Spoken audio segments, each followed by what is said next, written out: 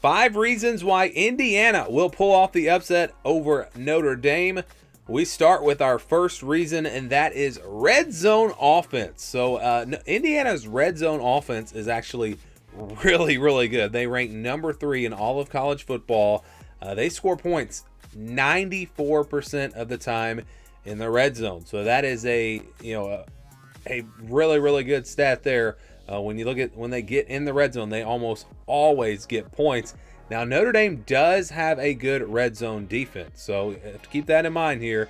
Notre Dame actually ranks number 9 in the country. They only give up points 73% of the time. So this is strength on strength, but if Indiana is able to capitalize on their red zone opportunities, then that's going to be really, really big in this game. And then you just look at the flip side. You look at Notre Dame's red zone offense. It's not very good. They are actually 74th in the country, but Indiana's red zone defense is really not that good. They rank 65th.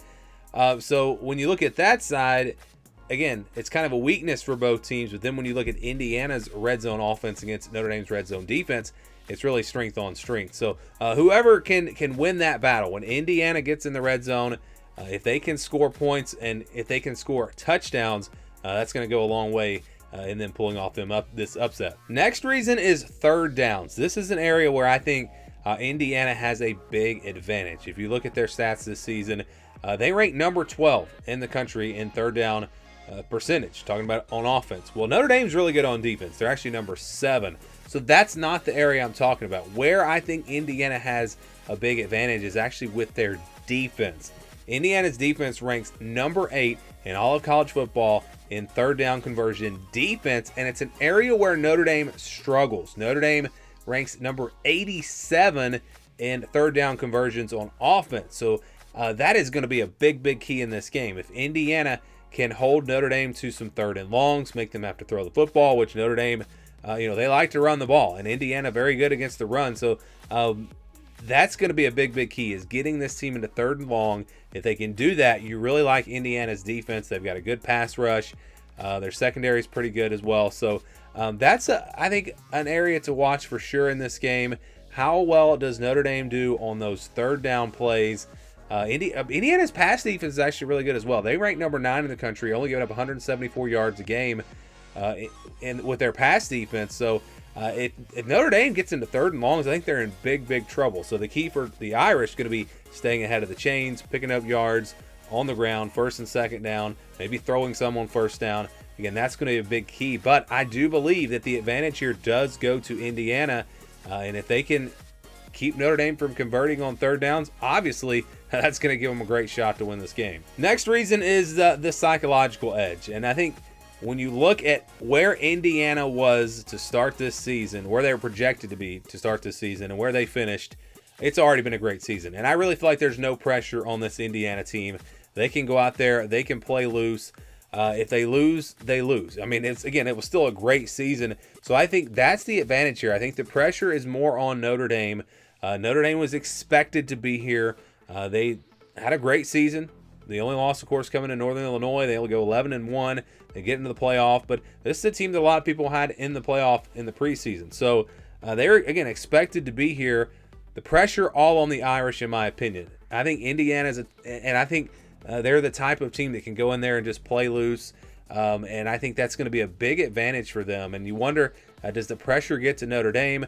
Notre Dame playing at home, if Indiana can get off to a good start, does that crowd kind of get quiet and then they really start feeling the pressure? So I think that's going to be a big key in this game, is who gets off to a good start, because we know that when you're the favorites and you get behind or the game stays close, you start to feel that pressure more and more. Well, Indiana, again, they don't really have any pressure in this game, so I think that's a big advantage for them. The next reason why Indiana can pull off this upset, well, it's Kirk Cignetti.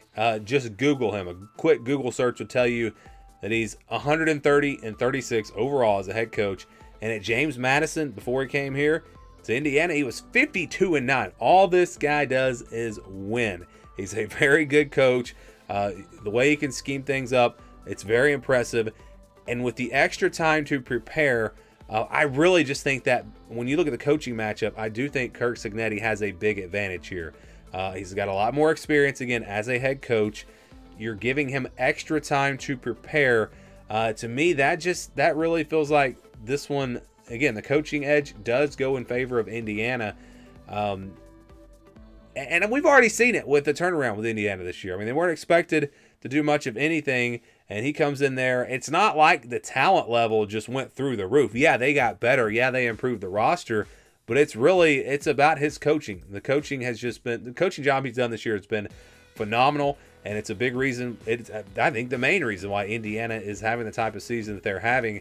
So again, when you look at these two coaches, I do believe that Kirk Cignetti has a clear advantage over Marcus Freeman.